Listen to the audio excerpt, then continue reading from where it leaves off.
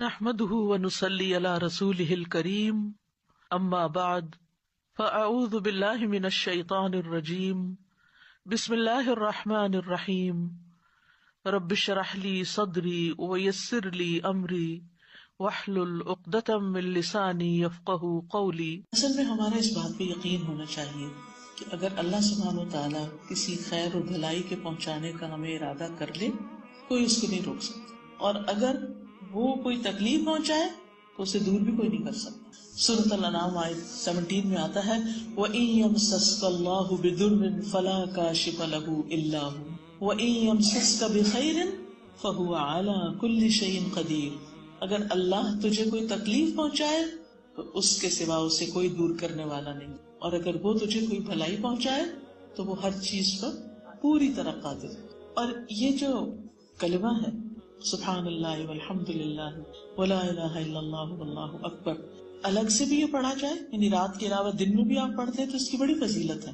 انس رضی اللہ عنہ کہتے ہیں کہ ایک بدو نبی صلی اللہ علیہ وسلم کے پاس آیا اور کہا کہ اے اللہ کے رسول صلی اللہ علیہ وسلم مجھے کسی بہترین چیز کی تعلیم دیجیے، وہ اچھی سی چیز بتائی، جیسے ہم ایک دوسرے سے کہتے ہیں کہ اچھی سی بات بتائیں۔ نبی صلی اللہ علیہ وسلم نے اس کا ہاتھ پکڑا اور فرمایا اس طرح کہا کرو سبحان اللہ والحمد للہ ولا الہ الا اللہ واللہ اکبر۔ تو بدو نے ان 4 چیزوں کو اپنی انگلیوں پہ گنا۔ سبحان اللہ کیسے؟ اس طرح سبحان اللہ والحمد للہ ولا الہ الا اللہ واللہ اکبر، اور چل دیا۔ ابھی جا رہا تھا، کچھ سوچنے کے بعد پھر آ گیا۔ نبی صلی اللہ علیہ وسلم مسکرا دیے اور فرمایا خستہ حال بدو کچھ سوچنے لگ گیا، کچھ سوچ میں پڑ گیا۔ اس نے کہا ہے اللہ کے رسول سبحان اللہ والحمد للہ ولا الہ الا اللہ واللہ اکبر، یہ تو سارے تعریفی کلمات ہیں اللہ تعالیٰ کے لیے، میرے لیے کیا؟ میں تو اپنے لیے کچھ مانگا تھا۔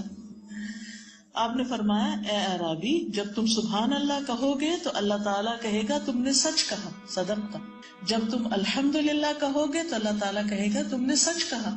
جب تم لا الہ الا اللہ کہو گے تو اللہ تعالیٰ کہے گا تم نے سچ کہا۔ جب تم اللہ اکبر کہو گے تو اللہ تعالیٰ کہے گا تم نے سچ کہا، اور جب تم اللہم اغفر لی کہو گے تو اللہ تعالیٰ کہے گا میں نے بخش دیا۔ تو اس سے پتہ یہ چلتا ہے کہ استغفار پڑھنے سے پہلے اللہ کی تعریف کر لی جائے کہ سبحان اللہ والحمد للہ ولا الہ الا اللہ واللہ اللہم اغفر۔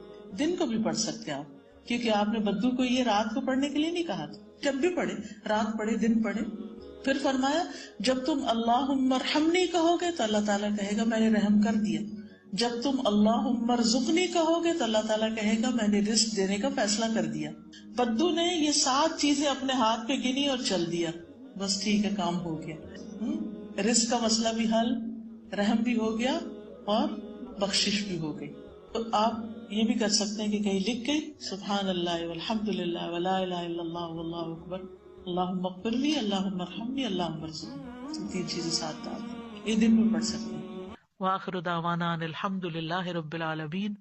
سبحانک اللہم وبحمدک اشہد ان لا الہ الا انت استغفرک واتوب الیک۔